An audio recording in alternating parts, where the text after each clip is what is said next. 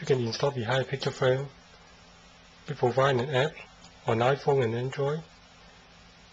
On the app, you can turn on, turn off, turn on, change the brightness, 100%, or dimmer, change the dimmer. Or you can enable and disable the motion.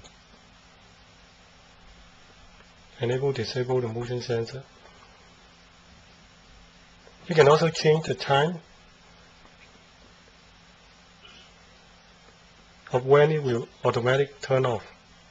For here I can change from 1 minute to maximum 60 minutes.